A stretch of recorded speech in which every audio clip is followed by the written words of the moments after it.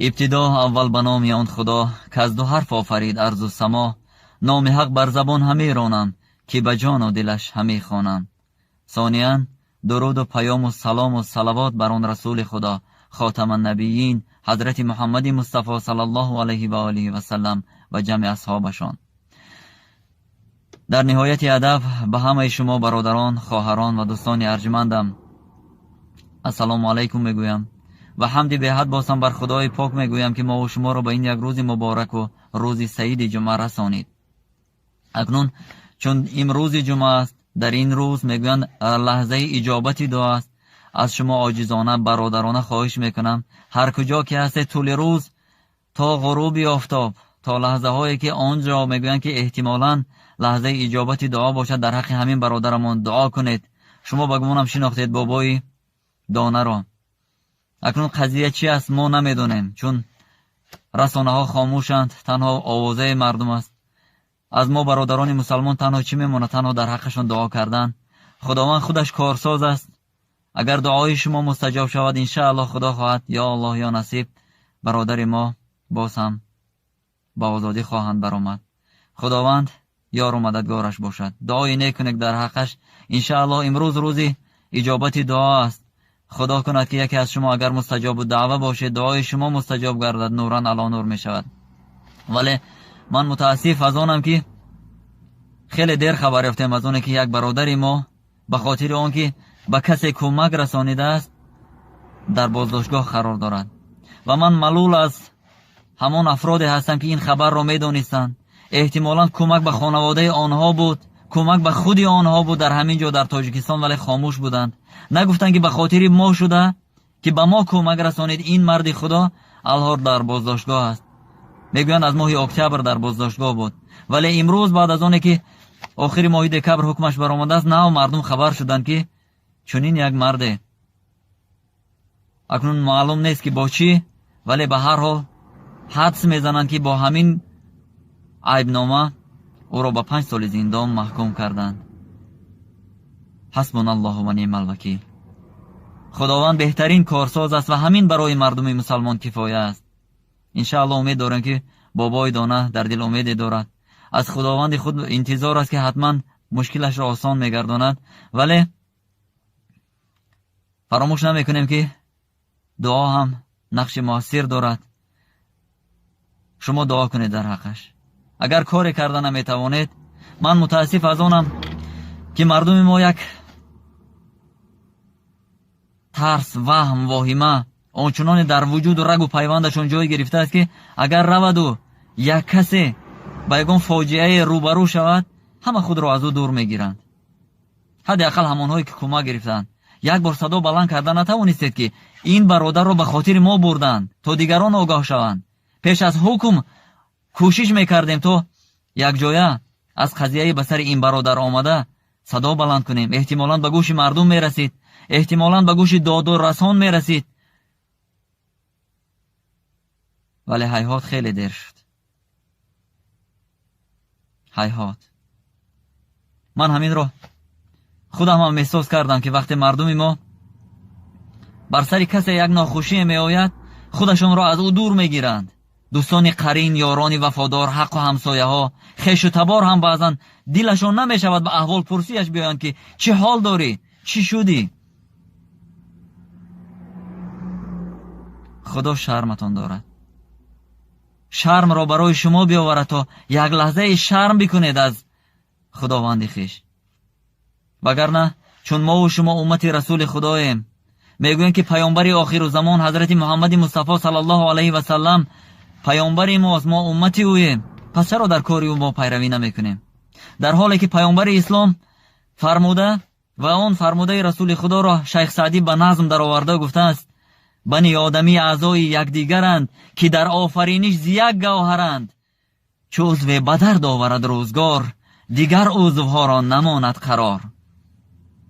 ولی متاسفانه ما از حق برادر خود دفاع کردن اون طرف است، خبر گرفتنش میترسیم.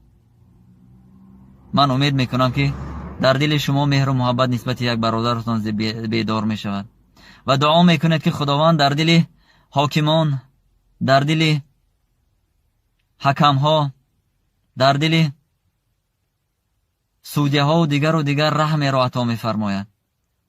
تا این موی سفیدی که 87 سال علاقه سین سالش رسیده است، شاید احتمالاً 1 روزش ماند، 2 روزش ماند، ساعت مانده برای عمر این دنیای را ترک کردنش، در خاندانش پشت سر کند. حداقل احتمالاً میشه که همین موی سفیدی که گناه کرده باشد اگر حبس خانگیش میکردند، چند مأمور پلیس را پشت درش میماندند تا به کجای نرود، اگر گریختنی میشد کجای و میتوانستم. امیدوارم که مردم کشور میتوانستند چند مأمور پلیس را که آنجا پشت در این موی سفید نگهبانیش میکردند هم بخورانند، هم بپوشانند، هم نگاهوبی نشان کنند. زیرا رسول اکرم حضرت محمد مصطفی صلی الله علیه و آله و سلم در حدیث میفرماید کسی که در دلش رحم به کودکان نیست و پیرانسالان ما را احترام نمیکند و از ما نیست. وقتی که ما و شما میبینیم که در این ریش سفید، این موی سفید چقدر یک درد است، چقدر حسرت است، امروز ما متاسف از آن میشویم که پشتیبانش تنها در خارجه است. تنها آن مردمی که در خارجه هستند از او پشتیبانی میکنند، در حقش دعا میکنند. خدای برکت از آن دهد برادرانم. در حدیث دیگر جناب رسول الله حضرت محمد مصطفی صلی الله علیه و آله و سلم برای ما و شما امت گمراه و ترسویش گفته است حرمت و احترام پیری که مویش سفید است برابر عبادت خداوند است. اگر شما این پیر را احترام میکنید، اقلا در حقش دعایی نکنید تا خداوند او را از این آفت، از این بلا، از این مشکلی برهاند. امروز روز اجابت دعا است. در حق یکدیگر دعا کنیم. من نگفتم که چی گناه دارد ندارد، حوالهشان به خدا، ولی در حق یک برادر مسلمان دعا کردن، در مصیبتش شریک بودن، این سنت پیامبر رسول خدا است. پیامبر حضرت محمد مصطفی که ما و شما امتش هستیم. با همین صحبت را به پایان میرسانم. خدا یار و یاورش باشد این برادر ما را، در حقش دعاگو باشید و خدا کند که در کوتاه‌ترین فرصت ایشان با آزادی برآیند و با اهل پیوندانش یک جای سرجم بازم در طاعت و عبادت پروردگار شوند. یک بیت زیبایی را مولانا جلال الدین بلخی گفته بودند. میگویند زین همراهان سوست عناصر دلم گرفت، شعر خدا و رستم داستانم آرزوست. امروز من متاسفم که چون این شعر مردان، چون این برادر و خواهران کم شدند در جمهوری امان. و در نهایت همان 2 بیت مقطع این غزل بگمانم واقعا درد جامعه ما شده است. دی شیخ با چراغ همه گشت گردی شهر، کزده و دد ملولم و انسانم آرزوست. با امید آنم که امروز شما درک میکنید که این درد فقط درد یک موی سفید نیست. روسا یک مقال خوب هم دارند، میگویند ات تیورمی ای ات سومی نیزریکایسه.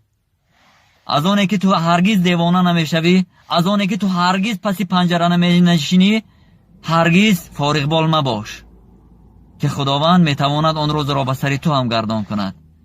چون خداوند قادر و توانا است که بعضا ظالم را مظلوم هم میکند، شاه را گدا هم میکند، گدا را شاه. اگر به این اعتقاد دارید، به درد یک هموطن، به درد یک پیری روزگار دیده شریک باشید، در حقش دعا کنید. در نهایت صحبت به شما برار کامیابی و روزگاری آسوده را تمنا دارم. و السلام علیکم و رحمت الله و برکاته.